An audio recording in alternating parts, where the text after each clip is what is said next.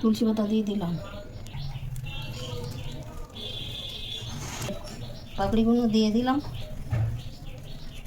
আমি নিয়েছি দুধ, গোপাল সোনার চানের জন্য আমি কী নেই, দিয়ে দিচ্ছি মধু,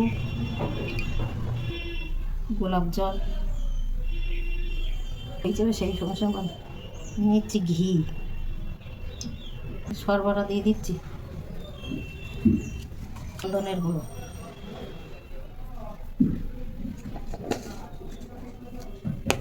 অগুরু,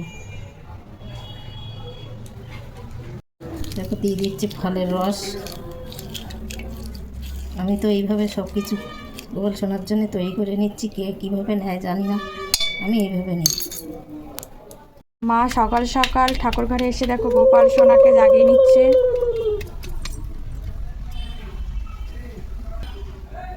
কালকে আমার বৌমা গোপালকে সিঙ্গার পাড়িয়ে রেখেছিল। কেমন হয়েছে একটু কমেন্ট করবে। ভালো লাগছে তো গোপাল সোনাকে? দেখো কত সুন্দর লাগছে।